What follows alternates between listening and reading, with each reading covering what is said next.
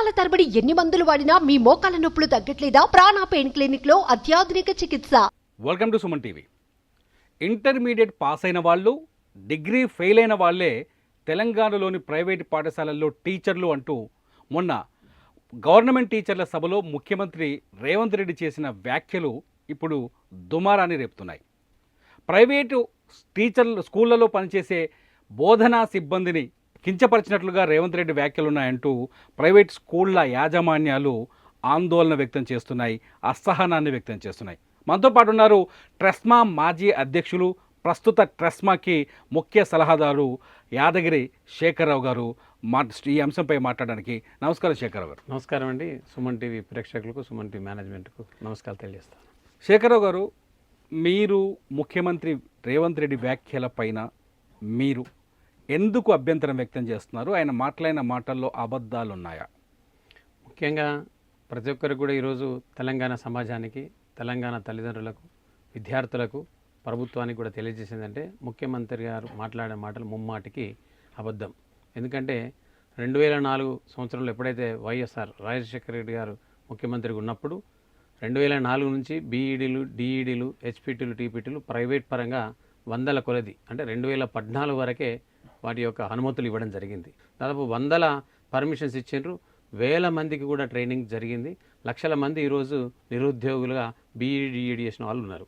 2004 పూర్వం ఉండే అది డిగ్రీ చదువుకున్న వాళ్ళు, పీజీ చదువుకున్న వాళ్ళు, అన్ట్రైన్ టీచర్స్ ఉండే. కానీ ఈరోజు జీవో 1 ఏదైతే మనకు ఉన్నదో దాని ప్రకారము అధికారులను అడిగితే ముఖ్యమంత్రి గారు తెలుస్తుంది. ఇలా 58% మనల్ని తల్లిదండ్రులు నమ్ముతున్నారు అంటే కారణం మంచి శిక్షణ పొందిన ఉపాధ్యాయులు ఉన్నారనే, చక్కని విద్యను అందిస్తున్నామనే ఇలా 58% ఇలా ప్రైవేట్ పాఠశాలలో చదువుతున్నారు. ఇలా మా ప్రాపర్టీ ఆస్తిపాస్తులంతా కూడా తెలంగాణ తల్లిదండ్రులు. మరి ఈ రకంగా ఇలా ప్రభుత్వ పాఠశాలలో కేవలం 28 లక్షలు మాత్రమే ఉన్నారు. అందులో రెసిడెన్షియల్ తీసేస్తే 22 లక్షలు మాత్రమే ఉన్నారు. మరి ఇంత 58% ఉండి 34.5 లక్షల మందికి విద్యను అందిస్తున్నామంటే చక్కని శిక్షణ పొంది మంచి విద్యను అందించేప్పటికనే గవర్నమెంట్ స్కూళ్ళతో పోలిస్తే ప్రైవేట్ స్కూళ్ళే విద్యాబోధనలో వీక్ అనేది ముఖ్యమంత్రి వ్యాఖ్యల్లో కనిపించింది. ఇది అవాస్తవం ఎట్లా అవుతుంది? ఇది ముమ్మాటికి అవాస్తవం. ఎందుకంటున్నానంటే ముఖ్యమంత్రి గారు చెప్పిన మాటల్లో అన్నీ కూడా అబద్ధాలు. ఎందుకంటున్నానంటే మేము చదువు చెప్పడానికి డబ్బులు తీసుకుంటున్నాం కాబట్టి జవాబుదారీతనం ఉంటుంది మా దగ్గర. అంటే మార్కుల విషయంలో కాక కల్చరల్ యాక్టివిటీస్ విషయంలో కానీ, ఇలా స్పోర్ట్స్లో కానీ, ఇలా అంటే వాల్యూ బేస్డ్ ఎడ్యుకేషన్ ఇవ్వడంలో కానీ ప్రతి అంశంలో కూడా రెగ్యులర్గా పేరెంట్స్తో టచ్ ఉంటాం, టీచర్స్తో టచ్ ఉంటాం. మేనేజ్మెంట్ ఎప్పటికీ కూడా ఒక ఎంఈఓ, డిఈఓ కూడా చెయ్యని అంటే ఇన్స్పెక్షన్స్ అట్లాంటి అంతకన్నా ఎక్కువ మేము క్లాస్ వైజ్గా ఫ్లోర్ టీచర్స్ను, ఫ్లోర్ లీడర్స్ని పెట్టి వెంబడెంబడే ఇన్స్పెక్షన్ చేస్తూ ఉంటాం.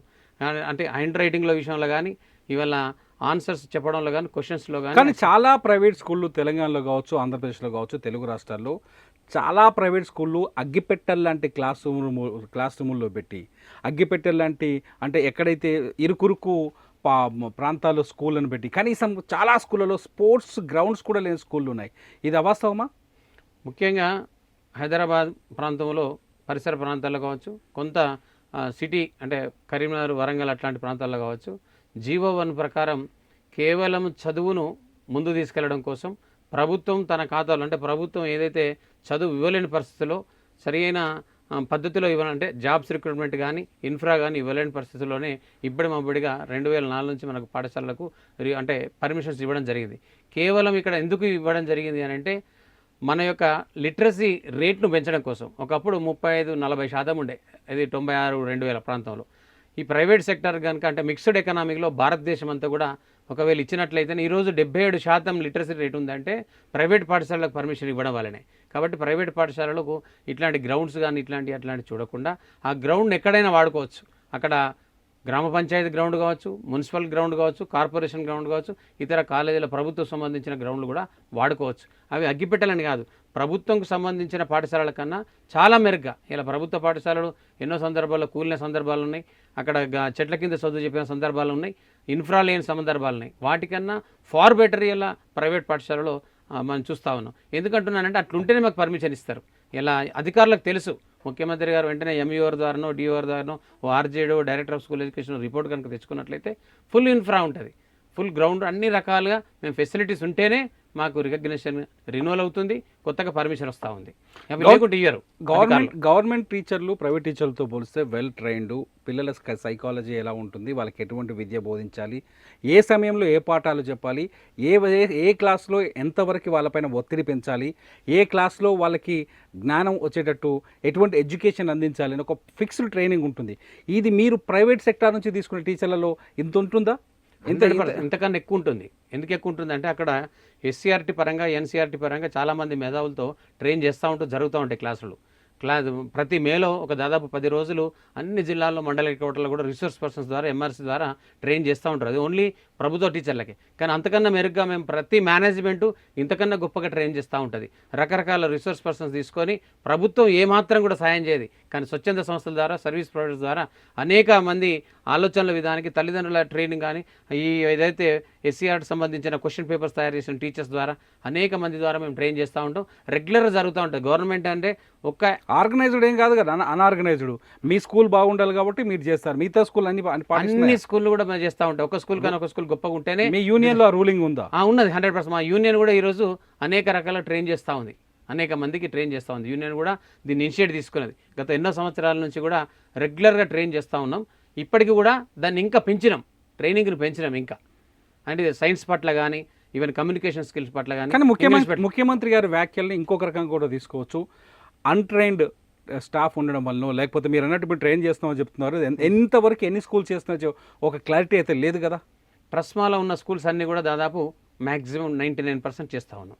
అది రూరల్ ఏరియాలో కూడా మేము ఇలా ట్రైన్ చేస్తూ ఉన్నాం. మేము అంటే డైరెక్ట్గా హైదరాబాద్లో కానీ, కరీంనగర్, వరంగల్ ప్రాంతాల్లో పెద్ద పెద్ద అంటే డిస్ట్రిక్ట్ హెడ్ క్వార్టర్లో కూడా దీనికి సంబంధించిన అంశంలో విద్యాపరంగా నిష్ణాతులైనటువంటి టీచర్స్ను, రిసోర్స్ పర్సన్స్ తీసుకొని వాళ్ళ ద్వారా మేము ట్రైన్ చేస్తూ ఉన్నాం రెగ్యులర్గా. అంటే ప్రైమరీ లెవెల్ నుంచి హై స్కూల్ వరకు. అందుకే ఇలా జీపీఏ కూడా మా దగ్గర 10,000 ఉంటే గవర్నమెంట్లో 100 కొద్ది, కేవలం 100 లోపలే ఉంటున్నాయి జీపీఏ తీసుకున్న. ఇక 100% రిజల్ట్స్ మా దగ్గర 100,000 పాఠశాలలు ఉన్నాయి. కానీ ఇలాగే గవర్నమెంట్ స్కూల్లో 0 వచ్చినాయి. మొన్న రిజల్ట్ విషయానికి వచ్చేసరికి మీరు పిల్లల్ని వస్తువులుగా చూస్తున్నారు, పిల్లలపైన ఒత్తిడి పెంచుతున్నారు, ర్యాంకుల కోసం పిల్లల్ని చదివిస్తున్నారు, మరీ స్ట్రెస్ చేసి చదివిస్తున్నారు కాబట్టి మీకు ర్యాంకులు వస్తున్నాయని అపోహ ఉంది మీ పైన. ఇది కేవలం వ్యాపారశాలలు, అది కార్పొరేట్ సెక్టార్లో జరుగుతున్నాయి. మా అన్ని కమిటెడ్ స్కూల్స్. అట్లాంటి పాఠశాలలు మీరు అన్నట్టు ఆ అగ్గిపెట్టెలు మీరు ఇందాక వాడారు కదా, ఆ అగ్గిపెట్టెలు లాంటి స్కూల్స్ కానీ, ఆ వ్యాపారశాలలు ఏవైతే ఉన్నాయో అట్లాంటి కమర్షియల్ థింకింగ్ చేసే వాళ్ళ దగ్గర మీరు అన్నట్టు ఆ రకంగా జరుగుతుంది. కానీ మా దగ్గర 100% కల్చరల్ యాక్టివిటీస్, స్పోర్ట్స్, ఏంటంటే అవేర్నెస్ ప్రోగ్రామ్స్, చాలామందితోని మేధావులతో, నిష్ణాలతోని మేము 10th క్లాస్ అవేర్నెస్ పెడతా ఉంటాం. 6th క్లాస్, 7th క్లాస్ కూడా హై స్కూల్ పిల్లలకు, ప్రైమరీ స్కూల్స్కు, కిడ్స్ కూడా ఆట పాటలతో మేము ఇలా చదువు చెప్తాం. ఎన్ని ప్రైవేట్ స్కూళ్ళలో ఫిజికల్ ఎడ్యుకేషన్ ఉంది? ఎన్ని ప్రైవేట్ స్కూల్లో ఫిజికల్ ఎడ్యుకేషన్ టీచర్స్ పెట్టారు? ప్రతి ప్రైవేట్ పాఠశాలలో ఫిజికల్ ఎడ్యుకేషన్ డైరెక్టర్ని అపాయింట్ చేసినాం, పీఈటీని అపాయింట్ చేసినాం. అది ఎక్కడైనా కానీ వాళ్ళకి కూడా మేము ట్రైనింగ్ ఇచ్చి ప్రతి వీక్లీ 2 or 3 మేము ఆటలకు పిల్లల్ని పంపిస్తూ ఉంటాం. క్షేత్ర పర్యటనలు కూడా చూస్తూ ఉంటాం. పొలాలు కానీ వివిధ స్థాయిలలో పిల్లలకి కొంత జనరేట్ కావాలని, అంటే ఎడ్యుకేషన్తో పాటు, చదువుతో పాటు ఆటపాటలు కూడా కావాలనే ఉద్దేశంతో కూడా క్షేత్ర పర్యటనలో తీసుకెళ్తూ ఉంటాం రెగ్యులర్గా. ట్రస్మా అధ్యక్షులుగా పనిచేశారు. స్కూలింగ్ వ్యవస్థ పైన మీకు పూర్తి క్లారిటీ ఉంది, అవగాహన ఉంది. ఎందుకు ప్రభుత్వ పాఠశాలలు క్రమంగా విఫలమవుతున్నాయంటే మీరేం చెప్తారు? కేవలం అక్కడ ట్రాన్స్ఫర్స్, అంటే 8 years 9 years వాళ్ళకి కేవలం టీచర్స్కి ఏంటంటే ప్రమోషన్స్, అట్లాగే బేసిక్ పేలు, సాలరీస్ పెరగడం, లీవ్స్ అనడం, వాళ్ళు లీవ్ పెట్టి ఇతరత్ర బిజినెస్లో కూడా డైవర్ట్ అయ్యారు. టీచర్ సాలరీ సరిపోలేదు అనకుండా, టీచర్ మీద కమ్యూనిటీ మీద ఉండకుండా వాళ్ళు ఇతరత్ర ప్రైవేట్ పరంగా అనేక రకాల చిట్టి వ్యాపారాలు కానీ, ఫినాన్స్ వ్యాపారాలు కానీ, ఇతరత్ర వ్యాపారాలకు చాలామంది చాలా రకాలుగా వ్యాపార సంస్థలుగా తయారయ్యారు. వాళ్ళు ఎన్నో వ్యాపార సంస్థలపైన డైరెక్టర్గా, పార్ట్నర్స్గా జాయిన్ అయ్యారు. కాబట్టి చదువు పైన వాళ్ళకు కొంత శ్రద్ధ తగ్గిపోయి కేవలం ట్రైనింగ్స్ అట్లాంటి మీద ఉండి కేవలం వాటిపైనే కాన్సన్ట్రేషన్ చేయడం వల్ల పిల్లలను బోధించే విధానంలో సక్రమైన రీతిలో పెట్టడం విధానంలో పబ్లిక్ టీచర్స్, గవర్నమెంట్ అంటే ప్రభుత్వ ఉద్యోగులుగాను, ప్రభుత్వ ఉపాధ్యాయులుగాను ఉండటం వల్ల వాళ్ళ బోధన, అంటే వాళ్ళు గవర్నమెంట్ ప్రత్యేకమైన ట్రైనింగ్ ఇస్తుంది, వాళ్ళకి ప్రత్యేక అవకాశాలు కల్పిస్తుంది, వాళ్ళకి ఫెసిలిటీస్ అనేకం ఇస్తుంది. వాళ్ళతో పోలిస్తే ప్రైవేట్ టీచర్లు మెరుగ్గా ఉంటారా, ప్రభుత్వ టీచర్లు మెరుగ్గా ఉంటారా? ఫైనాన్షియల్గా ప్రభుత్వ టీచర్లు మెరుగ్గా ఉంటారు. ఎందుకంటే సాలరీస్ ఎక్కువ ఉంటాయి, మేము ఇచ్చే సాలరీ చాలా తక్కువ ఉంటుంది. కానీ చదువు విషయంలో మాత్రం వీళ్ళ దగ్గర పట్టుదల ఉంటుంది ప్రైవేట్ టీచర్ దగ్గర. ఎందుకంటే పాఠశాల నడిస్తేనే మాకు సాలరీస్ వస్తుంటాయి, పాఠశాల నడిస్తే స్ట్రెంత్ ఉంటేనే వీళ్ళ సాలరీస్ సక్రమంగా వస్తూ ఉంటాయి. చదువు చక్కగా చెప్తేనే పాఠశాల రన్ అవుతుంటుంది. ఒకవేళ పాఠశాల కనుక కొలాప్స్ అయింది అనుకోండి, ఇక్కడ వీళ్ళ ఉద్యోగాలు పోతాయి, అక్కడ ఉన్న మేనేజ్మెంట్ పోతుంటుంది, ఇబ్బంది అవుతుంటుంది. కాబట్టి ప్రైవేట్ టీచర్లో బాధ్యతాయుతంగా పనిచేస్తూ ఉంటారు కాబట్టి రిజల్ట్స్ చక్కగా ఉంటాయి. పేరెంట్స్ కూడా దాన్ని అప్రిషియేట్ చేస్తారు. ఇతర దేశాలతో ఇండియాతో పోల్చుకుందాం ఒకసారి. ఇతర దేశాల వైపు వెళ్దాం. మనం చాలామంది మీ స్కూళ్ళలో చదివిన వాళ్ళ పిల్లలు కావచ్చు, మీ స్కూల్లో చదివిన పిల్లలు కావచ్చు, చాలామంది ఇతర దేశాలకు వెళ్ళారు, అమెరికాకి వెళ్ళారు, లేకపోతే ఇతర దేశాల్లో. ఆ దేశాల్లో ఎడ్యుకేషన్ వ్యవస్థ మొత్తం గవర్నమెంట్ చేతుల్లో ఉంటుంది. అక్కడ ప్రభుత్వ పాఠశాలల్లో సీట్ దొరకడానికి కూడా చాలా కష్టమైన పరిస్థితి ఉంటుంది. మన ఇండియాకు వచ్చేసరికి, లేకపోతే మన ప్రాంతంకి వచ్చేసరికి ఎందుకు ఈ వ్యవస్థ చిన్నాభిన్నంగా ఉల్టా ఫాల్ట్ అయింది అనుకుంటున్నారు? కేవలం ఇది పొలిటికల్ ప్రెషర్ వల్లనే ఇక్కడ దెబ్బతిన్నది ఎడ్యుకేషన్. ఎందుకంటే సరైన ఇంపార్టెన్స్ విద్యా విధానం పైన స్వాతంత్రం వచ్చి నుంచి ఇప్పటి వరకు కూడా బడ్జెట్లో కానీ దీనికి సంబంధించిన అంశాలు ముందు తీసుకెళ్ళడం కానీ ఎప్పుడు కూడా ఏనాడు ఏ ప్రభుత్వం కూడా దీని మీద పట్టించుకోలే. కారణం ఏంటంటే 2016లో కేంద్ర ప్రభుత్వం ఇలా 2020 ఇలా పాలసీ తీసుకొచ్చిందో మార్పు తీసుకురావడం కోసం భారతదేశంలో మొత్తం కూడా ఇంప్లిమెంట్ చేయాలనే ఆలోచన. అప్పుడు స్మృతి ఇరానీ గారు దాదాపు 1000 కోట్లు కేటాయించి అన్ని శాఖల ద్వారా దీనిపైన చర్చ పెట్టారు. నేను కూడా అందులో ఒక భాగస్వామిని. మా కరీంనగర్ నుంచి మాజీ ఎంపీ బోయినపల్లి వినోద్ కుమార్ గారు తీసుకెళ్లారు. ఒక 11 మంది మేము వెళ్ళి కలవడం జరిగింది. ఇప్పటికీ కూడా అన్ని రాష్ట్రాల్లో అది ఇంప్లిమెంట్ కాలే. అంటే న్యూ ఎడ్యుకేషన్ పాలసీ. ఆ న్యూ ఎడ్యుకేషన్ పాలసీలో 4 టైర్ సిస్టమ్ ఉన్నది. ఇలా రేవంత్ రెడ్డి గారు ఏమంటారంటే 2 టైర్ సిస్టమ్ అని చెప్తా ఉన్నారు. నర్సరీ నుంచి 3rd క్లాస్ వరకు ఒకటి, 4th నుంచి ఇంటర్మీడియట్ వరకు అని.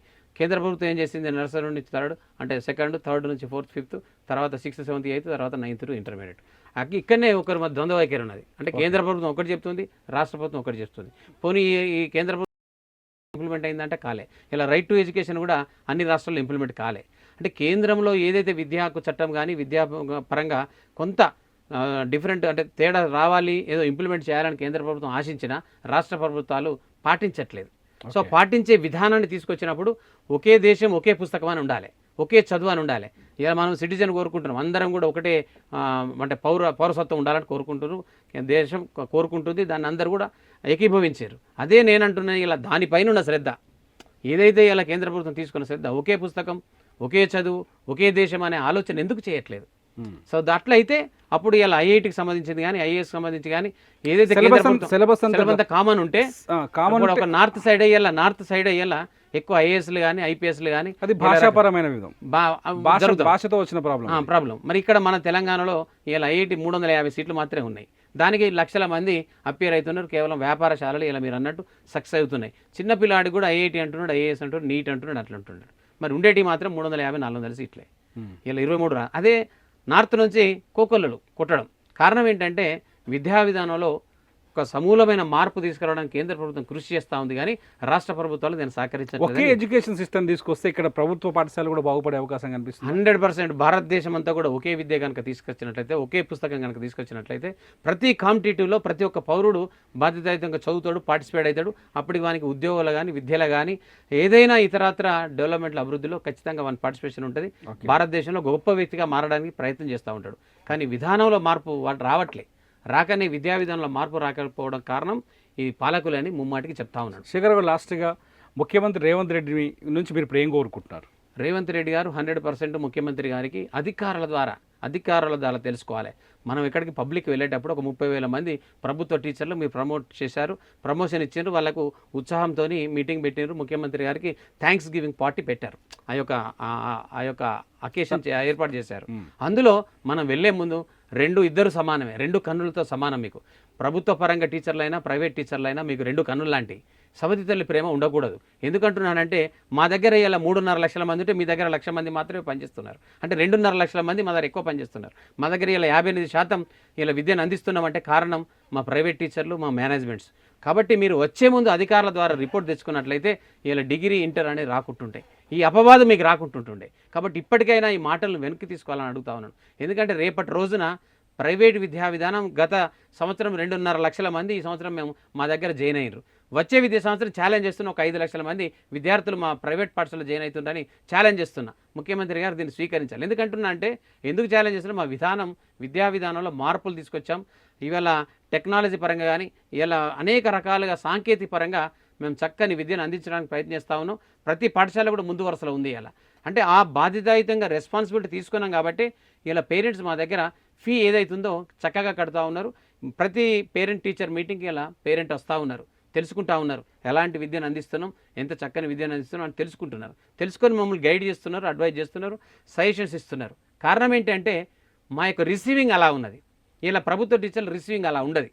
ప్రభుత్వ టీచర్లు ఎంతసేపు వస్తున్నామా పోతున్నామా, బెల్ అండ్ బిల్లే ఉంటుంది వాళ్ళ దగ్గర, బెల్ అండ్ బిల్లే ఉంటుంది. మా దగ్గర టీచర్ అలా ఆలోచన చేయడు. బెల్లు కొట్టినా ఇంకా చదువు చెప్పాలి, పిల్లలకు నేర్పాలి, వాళ్ళ యొక్క మంచి మెలకువలు తీసుకురావాలి, సంస్కృతిని, సంస్కారాన్ని, అంటే భారతీయ సాంప్రదాయాన్ని, ఇలా ప్రతి పండుగ విశిష్టతను మేము చక్కగా చెప్తా ఉన్నాం విద్యార్థుల లోపల. తల్లిదండ్రులు ఏదైతే చేస్తలేరో, పిల్లోడితో ఏదైతే ఉంటలేరో అవన్నీ కూడా మేము ఇలా ఇస్తూ ఉన్నాం. వంటల గురించి చెప్తా ఉన్నాం. ఎలా ఉండాలి, ఎలా అంటే ఇలా చాలా మనం చూస్తూ ఉన్నాం భారతదేశంలో.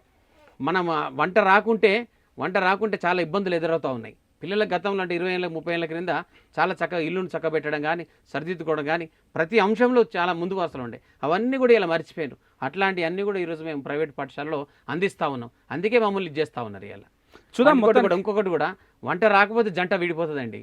ఈ రోజు నడుస్తూ ఉంది, ట్రెండింగ్ ఉంది అది. వంట రాకుంటే జంట విడిపోతుంది. కాబట్టి ఆ వంటల పట్ల కానీ, ఇతరాతర అంశాల పట్ల కానీ ప్రతి అంశంలో కూడా ఇలా ప్రైవేట్ పాఠశాలలో ముందంజలో ఉండి విద్యార్థులను చక్కదిద్దడంలో చాలా ముందుకు తీసుకెళ్తా ఉన్నాయి. మా ట్రస్మా కూడా దాదాపు ఇలా 10,000 పాఠశాల మెంబర్షిప్ ఉన్నది. మా అధ్యక్షులు కావచ్చు, మా కార్యదర్శి కావచ్చు, దీనికి సంబంధించిన అంశంలో చాలా చక్కని ట్రైనింగ్ తీసుకెళ్తా ఉన్నారు. ప్రతి పిల్లోడికి మంచి విద్యను అందించడానికి ప్రయత్నిస్తూ ఉన్నారు. ఈ నలుమూలల 33 జిల్లాల్లో ఇలా ట్రస్మా దాదాపు 10,000 పాఠశాలలు విరాజిల్తా ఉన్నది. 34 లక్షల మందికి మంచి విద్యను అందించడానికి ప్రయత్నం చేస్తూ ఉన్నది. ముందు రాబో రోజుల్లో ప్రభుత్వానికి ఇంకా మిన్నగా కార్పొరేట్ పాఠశాలను కూడా, ఏదైతే వ్యాపార పాఠశాలలు ఉన్నాయో అలాంటి పాఠశాలను దెబ్బకొట్టడానికి కూడా మేము ప్రయత్నిస్తాను. దానివల్ల దెబ్బకొట్టడం కాదు, దానివల్ల పిల్లలంతా కూడా బాయిలర్ కోడ్లో మారిపోతూ ఉన్నారు.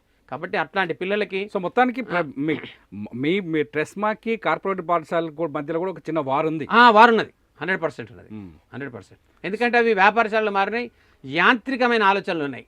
వాటికి ఒక్కడికి వస్తే 1000 మందిని బుట్టలు వేసుకొని డోర్ క్యాన్వేస్ చేస్తూ సమ్మర్ అంతా కూడా ఇబ్బంది పెడుతున్నారు, తల్లిదండ్రులను మోసం చేస్తున్నారు.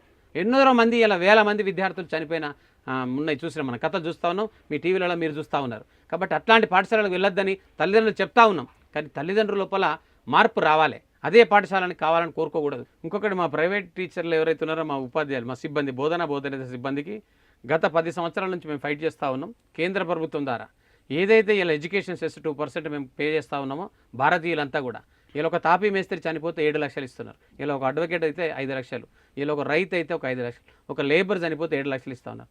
మా టీచర్లకు ఏదైనా ఇబ్బంది అయితే మేము ఇచ్చే జీతాలు చాలా తక్కువ, చాలా వాళ్ళ కుటుంబ అవసరాలకి పనిచేస్తూ ఉన్నాయి. కాబట్టి ముఖ్యమంత్రి గారు వెంటనే ఒక 10 లక్షలు, ఒకవేళ ఏదైనా మీ టీచర్లే బాగాలేరంటున్నారు ముఖ్యమంత్రి. లేదు, చేయమని చెప్తా ఉన్నాం, రికమెండ్ చేస్తా ఉన్నాం కేంద్ర ప్రభుత్వానికి, రాష్ట్ర ప్రభుత్వంతో కాదు. కాబట్టి కేంద్ర ప్రభుత్వానికి వెంటనే రేపు జరగబోయే అసెంబ్లీలో ఏదైతే నవంబర్లో జరుగుతుందో ఖచ్చితంగా తీర్మానం చేసి ముఖ్యమంత్రి గారిని ఈ వేదిక ద్వారా రిక్వెస్ట్ చేస్తా ఉన్నాను. ఇట్లన్నా మీరు మాటలు ఏదైనా పడ్డా మాకు కొంత ఇబ్బంది కలదు. ఎందుకంటే మా టీచర్లకు తల్లిదండ్రులు వచ్చి మాటలు పంటా ఉంటారు, పోతూ ఉంటారు, అక్కడక్కడ మనం చూస్తూ ఉంటాం. కాబట్టి మీరు ఈ 10 లక్షలు రికమెండ్ చేయమని అడుగుతా ఉన్నాం. అలాగే హెల్త్ విషయంలో కూడా చాలా ఇబ్బందుల్లో ఉంటారు. ఎందుకంటే ఏ హాస్పిటల్కైనా, కార్పొరేట్ హాస్పిటల్ లక్షలు అవుతా ఉన్నాయి. కనీసం ఒక 10 లక్షల హెల్త్ కార్డు కూడా ఇవ్వాలని కోరుతా ఉన్నాం. ఇవి ఖచ్చితంగా ప్రైవేట్ టీచర్లకే ఈ యొక్క అవకాశాన్ని కల్పించడం కోసం ముఖ్యమంత్రి గారు కేంద్ర ప్రభుత్వంలో చట్టం చేసే విధంగా అసెంబ్లీలో తీర్మానం చేసి పంపాలని చూస్తా ఉన్నాం. దీనికి గాను రాబో రోజుల్లో డిసెంబర్ హైదరాబాద్లో పెద్ద ఎత్తున 1,00,000 మంది టీచర్లతో మీటింగ్ కూడా పెట్టడం జరుగుతుంది. ముఖ్యమంత్రి గారినే పిలుస్తాం ఆ మీటింగ్. చూద్దాం మొత్తానికి ఈ వివాదానికి పరిష్కారం ఎప్పుడు వస్తుందో. థ్యాంక్ యూ శేఖర్ గారు.